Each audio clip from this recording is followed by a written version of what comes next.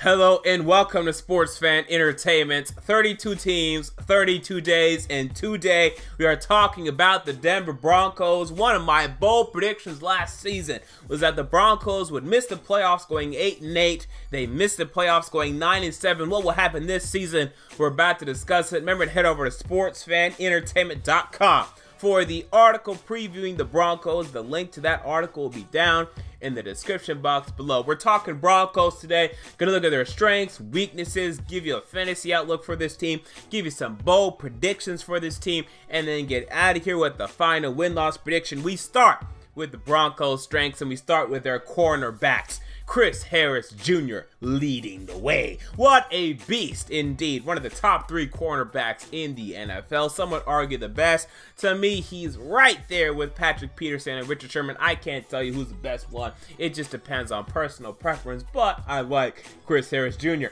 Aqib Talib, the physical, loudmouth cornerback in Aqib Talib, who is really having a nice career in Denver. I think this is the best he's ever played.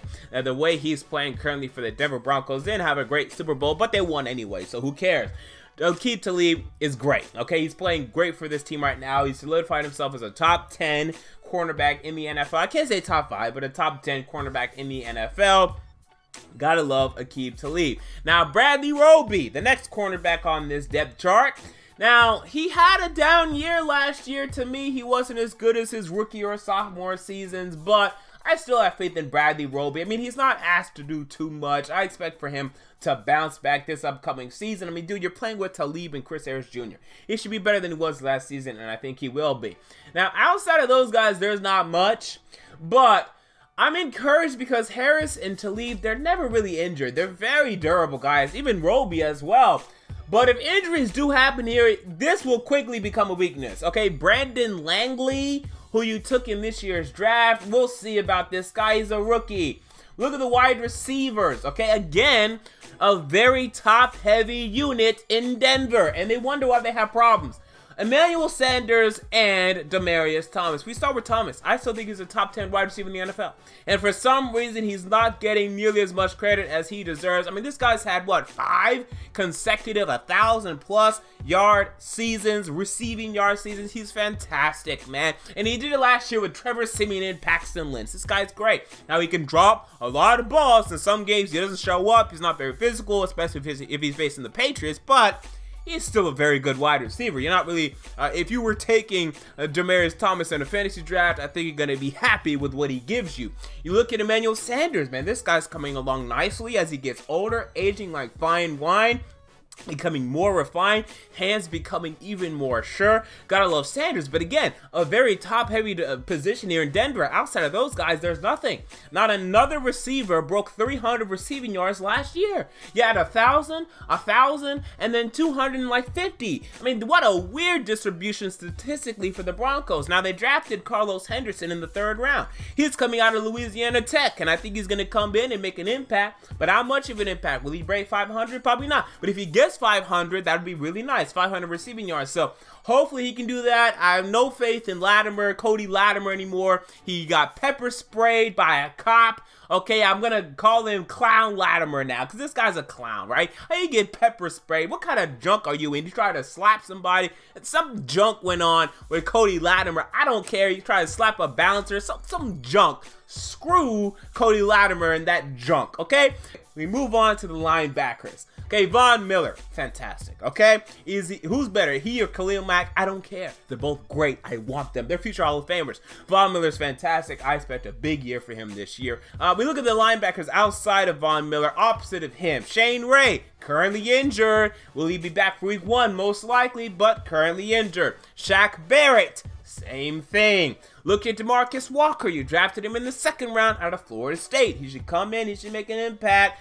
But we'll see, because he's going to be a rookie, right? I don't think he's going to be more impactful than Shane Ray was in his rookie year. So we'll see what happens with DeMarcus Walker. But I think it was a very savvy pick by John Elway to take him in the 2nd round. Bit of a reach, but to me, they needed some more pass rushers, and they got one in Mr. DeMarcus Walker. We move on to their weaknesses, and we have to start at the quarterback position. It is a weakness, Broncos fans. We've got to admit it. Trevor Siemian last year, unimpressive passing yards, unimpressive touchdowns, unimpressive completion percentage. Couldn't even break 60% with Demaryrius Thomas and Emmanuel Sanders. Now, I expect with the addition of Jamaal Charles for that completion percentage to go up a little bit, and his natural progression as a player to also improve. Like, the thing about Siemian that people don't consider is he was taken in the 2015 NFL draft. He's young. He can still improve, right? He's only a couple years older than Paxton Lynch, right? Maybe he's going to be better than Paxton Lynch. My thing is on this quarterback thing, have no fear of starting Siemian for the entire year again, because first of all, he could be better than Lynch, period, for the rest of time, and you don't want to start Lynch just because. And second of all, even if he's not, even if Lynch ends up being better, you still have 3 more years of Lynch if you want him, because he has that 5th-year option because you took him in the 1st round. Be patient with Paxton Lynch. It will reap benefits for you in the future. Let Siemian start to me if he proves to be the better one in quarterback in training camp, and he looks like he is. And to me, he'll be fine, but this position will still probably be a weakness. He's not going to ascend to like Matt Stafford level anytime soon, right? So this position is a weakness for me. We move on to the tight ends. I don't love the tight ends. I had the same conversation with Broncos fans last year. I said, why do y'all love Virgil Green? And no one told me any good reason why. We go to the season and I see nothing from Virgil Green. Now look, I know it's not all about fantasy football and production, but let me tell you, when no one owns Virgil Green and this is your starting tight end, you got a problem. Okay, can y'all just get a 500-yard receiving tight end in Denver? Can you go get like a Charles Clay, or drafting, if you could have drafted David Njoku or something? Like, he's so unimpressive, man. Jeff Heuerman, come on, this guy, they're expecting more from this guy. I don't think he's going to provide it.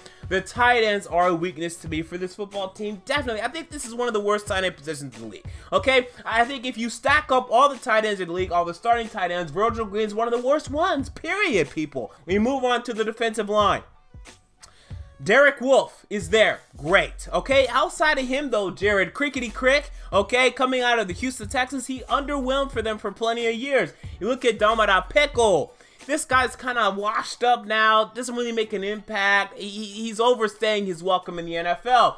So I don't love the defensive line. Adam Gostis, who you took last year out of Georgia Tech, he was unimpressive in his rookie year, but we knew he was going to be a project, and he's proven to be everything, including that. But for right now, you just can't love the defensive line to me. We move on now to the positions that are neither strengths nor weaknesses. Look at the running backs. CJ Anderson, you know, I like him. But last year was not his best year at all. He was out of shape. Now he's back in shape, okay, according to training camp reports, and I like that. I do not like Devontae Booker. I don't like him. He had plenty of opportunities to show some sort of upside, some sort of burst, some sort of, you know, something. And he didn't do anything last year. I mean, honestly. I mean, come on, 3.5 yards per carry. You know, they didn't even have a 100 rushing yard game. I mean, a 100-yard rushing yard game. To me, well, what is here in Devontae Booker? I don't see anything. Where's the pop? Where's the pizzazz? I don't see anything from Devontae Booker. Now, you signed Jamaal Charles. Okay, that's nice. But you're only going to give him 8 to 10 touches per game. Just ask Vance Joseph. So why are you telling me, hey, you should be excited about Jamaal Charles? Why? Because he's getting 8 to 10 touches per game. Wow, I'm not buying into that. He'll be cute, he'll be fun, but he's not going to be that impactful, right? We look at the offensive line. Now, right now, left tackle should be Ty Sambrailo because they're trying to bring along first-round pick Garrett Bowles along slowly. And, you know, that to me, you can do that.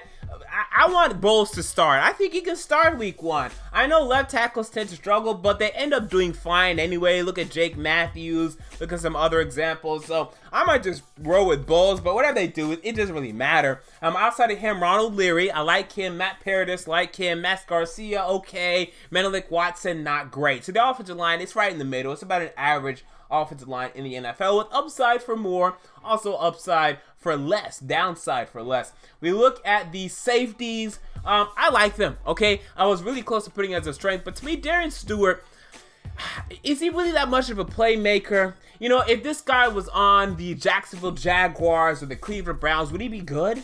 Or is he just really benefiting because of the great Broncos front in front of him? Is he benefiting from Akeem Talib and Chris Harris Jr. having the great covers that they do? If you put Darian Stewart on the Cleveland Browns, is he good? You know, that's my question with Stewart, and I don't buy it, right? He was bouncing around the league before he came to Denver. So we look at TJ Ward, though. I love him. How could you not love him? Okay, he comes down, he plays dime linebacker. I could have involved him in that discussion. But for right now, I like the safeties, but I couldn't put it as a strength. I also forgot to mention the inside linebackers before when I was talking about the linebackers. Brandon Marshall, love him. Todd Davis, to me, was actually decent last year. I wasn't expecting that from him, but he stepped up, so I'm fine with him in the middle of this front. We move on to the fantasy outlook for the Denver Broncos. I expect Paxton Lynch to start the most games for this football team at the quarterback position. I have him down for 9 starts. I think Siemian starts the year, but I think Paxton Lynch takes over in due time. 9 starts, 1,900 passing yards, 11 touchdowns, passing touchdowns, and 7 interceptions. And this would be a nice year, a nice encouraging year for Paxton Lynch. If you were to extrapolate these stats to 16 games, this would be maybe about 3,500 passing yards, 20 touchdowns, and 14 interceptions, which would be an encouraging year for Paxton Lynch. We look at CJ Anderson, 100 carries, 430 yards, 3 touchdowns. Now, I decided to project Anderson today. I don't know why. That's just what I decided to do. Will he lead the pack? I think so, but this is not very impressive. I don't know what the hell they're doing. They're going to give Jamaal Charles 8 to 10 touches per game. They're going to try to get Devontae Booker involved. They also drafted D'Angelo Henderson, and what was it, like the 6th round? They're going to try to get him involved. I don't know what the hell they're doing. I'm not drafting Broncos running backs. Maybe one of them proves to be good, and then I can pick him up in the waiver wire. I ain't drafting him. We move on to the wide receiver, Demaryrius Thomas. 85 catches, 1,100 yards, and 6 touchdowns. So a little bit more than last season. You know, this is what I expect from him. He could also blow up. It just depends. But they added Carlos Henderson. And although I hate on Virgil Green, I expect him to have a slight bump this year. I expect. But I could be wrong on this. Virgil Green. I don't get the Virgil Green stuff. But I think it's going to be a very nice year for Demaryrius Thomas. We move on to some bold predictions for this football team. Paxton Lynch again starts more games than Trevor Siemian. I said this earlier, but it's still a bold prediction of mine. I think he starts more games than Trevor Siemian, but Siemian starts the year. Von Miller, 15 sacks. 15 plus sacks for Von Miller. I think this is going to be a big year for him. No DeMarcus Ware opposite of him. He feels he's going to have to step up, and he will. He gets 15 plus sacks for the Denver Broncos. And bold prediction number 3, the Broncos beat the Patriots in Week 10. And this is a bold prediction. It's normally a good bet for the Broncos to beat the Patriots in Denver. Okay, and yet again, this matchup is in Denver, which I can't believe because this is like the 3rd or 4th straight year, it feels like.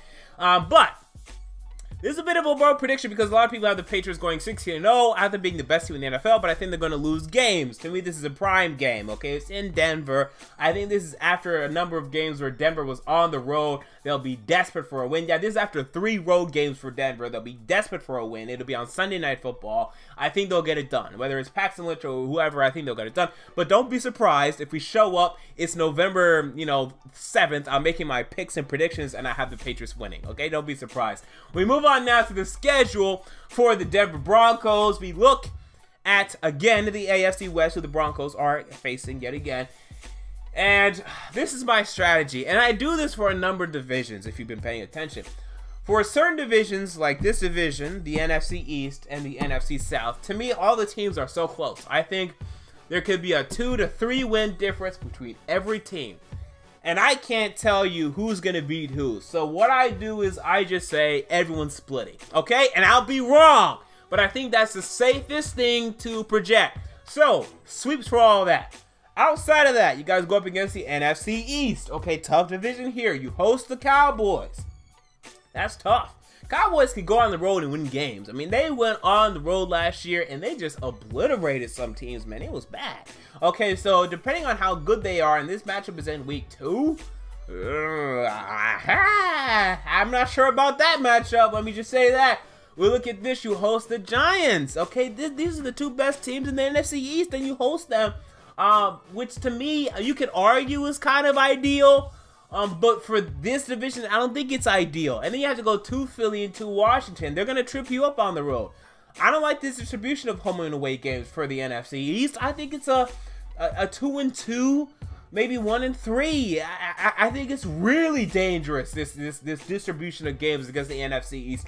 We look at the AFC, who you guys go up against? We look at the AFC North, AFC East. You guys go up against the AFC East this year. Okay, you go to Buffalo. That's tough. I mean, Buffalo, for some reason up there, things happen. But I think you'll beat them. Okay, I do believe that, but I'm just saying, look out for that, man. Weird things go up there in Buffalo. We look at this, you go at Miami. Now, Miami, who knows what kind of team they're going to be. They're so streaky. Like, they were awful to start last season. They were great in the middle of the season, and then they were awful in the playoff game. So you never really know what to expect. I don't know what the hell to predict there. I really don't know. You're not going to get a prediction from me. You look at the next games. You host the Jets and you host the Patriots. Now, these are favorable, and I think you're going to beat the Patriots, as I said earlier. So here, I think you go 3-1. Okay, so you go 3-1 to me against the AFC East. Losing to either Miami or Buffalo. Like, you'll probably trip up there. I don't know why, but you will. And you look at the other games. You guys go up against the teams that finished concurrently with you in the AFC. That would be the Cincinnati Bengals and the Indianapolis Colts. You host the Bengals, you go to the Colts. Simple solution to me. You beat the Bengals and you lose to the Colts. I think that's the easy thing there, the easy answer. I think it's the correct answer. So we look at the win-loss predictions for this Broncos team. To me, the best case scenario is only 10-6.